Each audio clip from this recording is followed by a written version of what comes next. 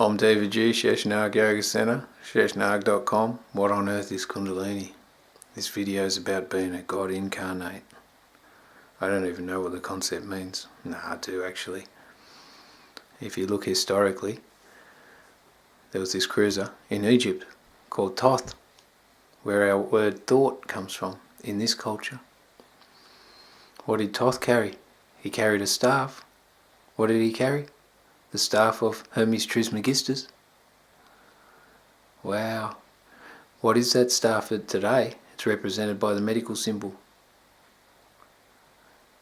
Thoth was a god incarnate, carrying the staff of Hermes, the symbol of the Kundalini. Look at Hermes. Hermes Trismegistus, or Hermes Mercurius. What does he carry? He carries the staff, which is now the medical symbol. Why? He was seen as a messenger of the gods. Why? Because he understood the secrets of Kundalini. And so too the Bible states, as Moses lifted the serpent in the wilderness, so too must the Son of Man be lifted, implying that ye are gods. How do you become a God Incarnate? Basically lose everything that you ever thought you were, to merge with everything that you never believed in.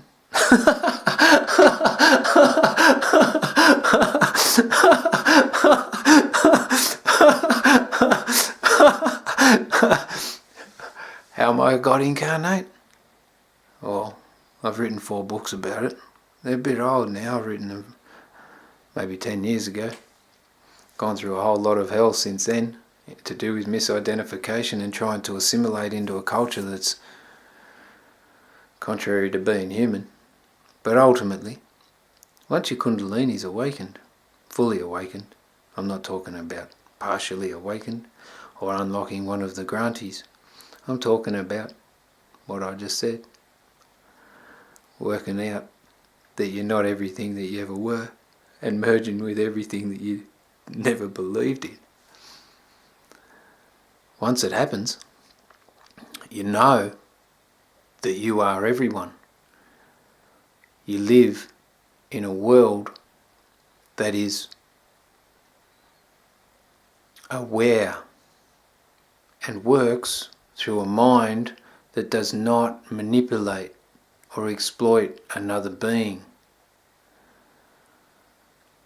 Energetically, you do have a value and belief system that you've embodied as a human, but you know that to be a value and belief system that is not really true.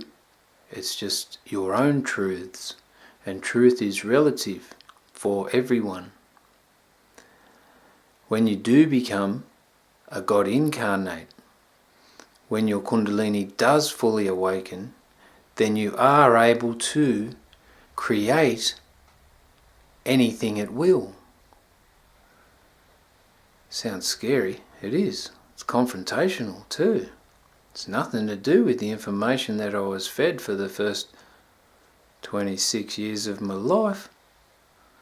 Nothing to do with the reality portrayed by religion in the dogmatic sense. And all religions are fighting over some misinterpretation of a separate God that is better for one person or one religion than the other. I can tell you now, if people are fighting about that God, then they haven't experienced it, because God doesn't really give a toss what you do. It's just the space in the bathtub that's totally neutral, non-judgmental, all-pervading, and pure being, pure essence. The rest is up to you. There may be demigods or labels given to other aspects of life that sit upon the ocean of space, the ocean of milk. But that is all based in the world of duality. God itself is asexual and non-dual. As a human in a framework with genitals as well as genetics, probably genitals thanks to genetics, you are bound to the human experience for a certain predetermined time. In that experience, through Jacob's ladder, or the subtle body, the linga sharira, and the path of kundalini, as it moves up through the granthis and the chakras, a person becomes aware or more unified as they drop off things that they previously identified with. Hopefully, the kundalini eventually comes to Agnya chakra, and then, over a period of concentration and focus,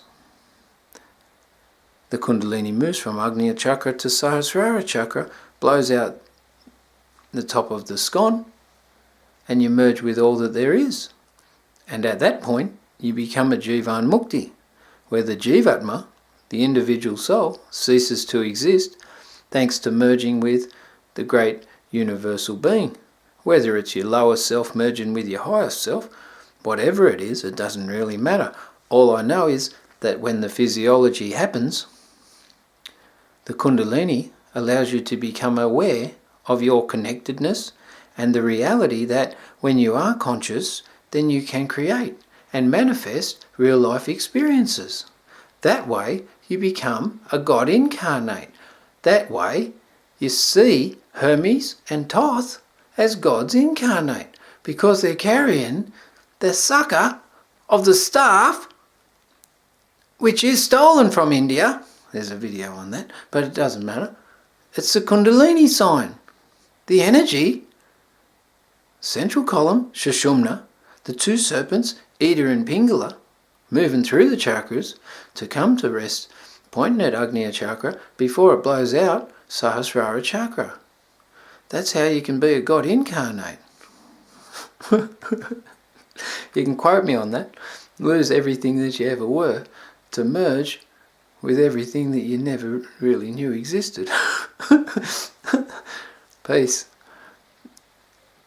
Om Namah Shivaya. Hara Hara Mahadev. Share the world. Sheshnag.com